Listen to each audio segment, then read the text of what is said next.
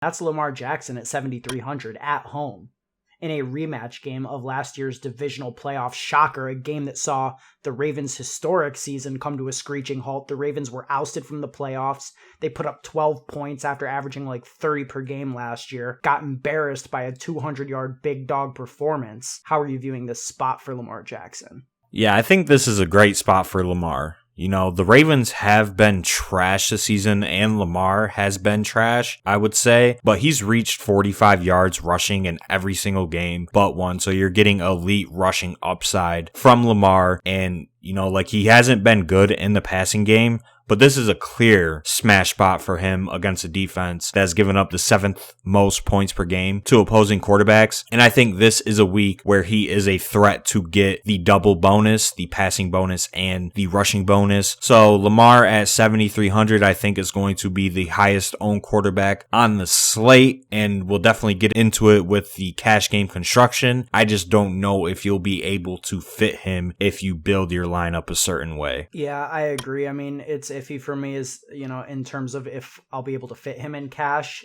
You would think, right, that he is a threat to get the double bonus. I mean, he did it in this same matchup last week. Like I referenced that divisional game, Lamar Jackson had 365 yards passing and a touchdown, and he had 20 rushing attempts for 143 yards, 38.9 Draftkings points in a game where the Ravens scored 12 points. He's not the same player that he was last year, and I think that we have to recognize that, and it's just obvious. I mean, he hasn't even thrown for 300 yards passing in a single game this year. We're in week 11. 10 games, no 300-yard bonus. I don't know if he necessarily has it in him. You know, in that game, in the divisional game, he had 59 passing attempts.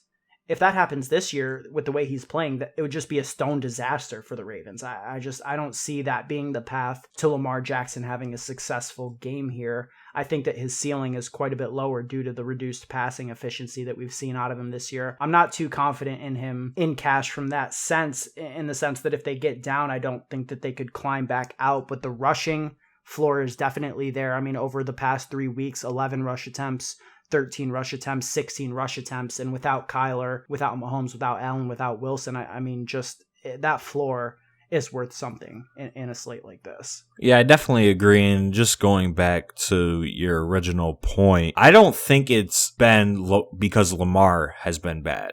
I think it's because the offense has gotten predictable, which is a notable trend in Greg Roman offenses. You can go back to Colin Kaepernick days when he was the offensive coordinator in San Fran with him. Obviously, Kaepernick had that historic season where he just ran all over everybody. Then the next year, he got absolutely locked up. So I think that's just a trend with the offensive coordinator, Greg Roman. And then I also think that, you know, his wide receivers just haven't gotten open. Hollywood Brown has been one of the worst wide receivers in the NFL in 2020. Then obviously Willie Snead isn't really a threat.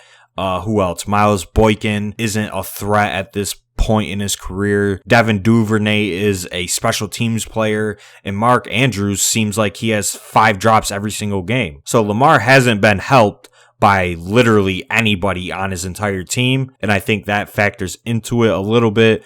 But this is definitely a get right spot for Lamar and the Ravens skill position players. So I will definitely be playing them in tournaments 100%. They are one of my favorite stacks. But in cash, I think Lamar is the best cash game quarterback play, but you don't necessarily have to go there. And I don't want to say most likely, but I may not play him in cash.